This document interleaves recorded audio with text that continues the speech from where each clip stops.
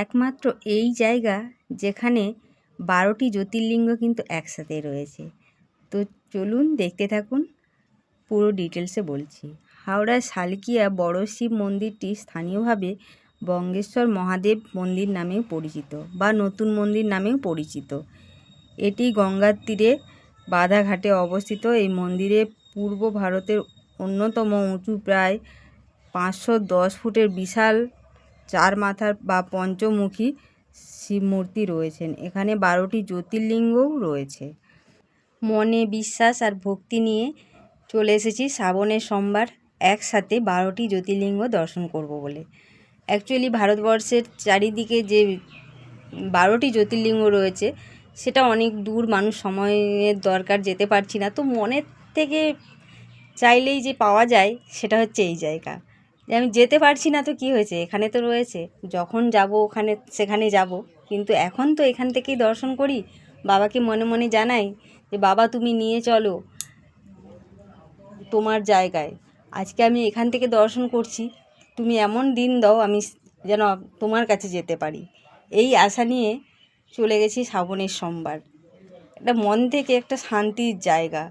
একসাথে 12টা জ্যোতির্লিঙ্গ দর্শন করছি, এ মানে বলার কথা নেই।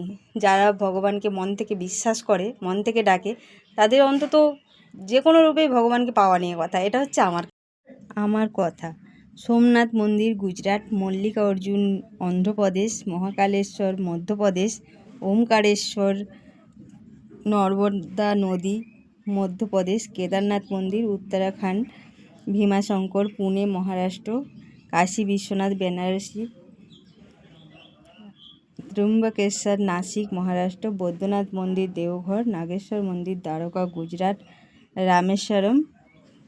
রামেশ্বরম তামিলনাড়ু, কৃষ্ণেশ্বর ঔরঙ্গাবাদ। কিন্তু এত দূর তো যাওয়া সম্ভব নয়, তো হাতের কাছে যখন আমাদের মহাদেব রয়েছে তো একবার যাওয়াই যাক।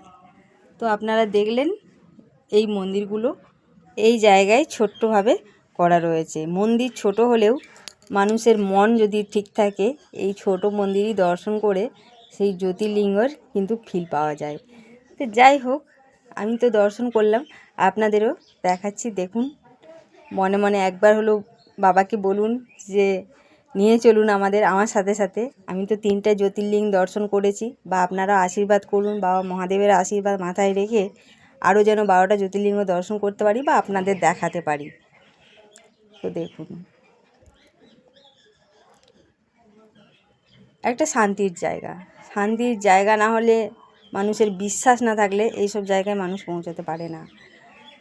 ভগবানের অশেষ কৃপা ছাড়া এইসব জায়গা সত্যিই দেখা যায় না। তো আমি তো দেখছি, তার সাথে সাথে আপনারাও দেখুন, বা কেমন লাগলো আপনারা জানাতে ভুলবেন না। আর কিভাবে গেলাম না হলাম সব শেয়ার করছি। প্রথমে হাওড়া স্টেশন এসে যান, বা যারা বাস দিয়ে আসতে চাইছেন বাসেও আসতে পারেন। বাসে এলে হাওড়া স্টেশন থেকে অটো ধরবেন। অটো ধরে বলবেন নতুন মন্দির শালকিয়া যাব, তো ওনারা সেই মতো নিয়ে যাবে। যাওয়ার সময় ভাড়া নেবে 30 টাকা, আসার সময় ভাড়া নেবে 10 টাকা। যাওয়ার সময় ঘুরপথে নিয়ে যাবে, আসার সময় শর্টকাট নিয়ে আসবে। তারপরে চলে আসবে এই সুন্দর মন্দিরটিতে। মন্দিরটি ভীষণ সুন্দর একটা মন্দির। গুহার মধ্যে দিয়ে ভেতরে ঢুকে যেতে হবে, যেখানে 12টি জ্যোতির্লিঙ্গ রয়েছে আর এই মূর্তিটি রয়েছে। ভীষণ সুন্দর একটা জায়গা, রাত্রের দৃশ্য আরও দেখার মতো। তো আমি অনেকটা সময় ছিলাম, আপনাদেরকে রাত্রি এবং দিনের দুটোই দৃশ্য দেখিয়েছি। দেখুন কত সুন্দর। যারা আশেপাশে থাকেন তাদের একটা সন্ধে কাটানোর জন্য সুন্দর জায়গা। সবশেষে একটাই কথা বলতে চাই, হর হর মহাদেব। এই শ্রাবণের সোমবারে বাবার কাছে আমার একটাই প্রার্থনা, ভালো রাখুক সবাইকে, বা সবাই ভালো থাকুক, এটুকুই আমার মনের কথা আমি জানিয়ে আমার ভিডিওটা শেষ করছি। ভালো লাগলে লাইক কমেন্ট শেয়ার করে পাশে থাকবেন। পরবর্তী ভিডিওর জন্য চ্যানেলটিকে সাবস্ক্রাইব করে রাখবেন। থ্যাংক ইউ সবাইকে।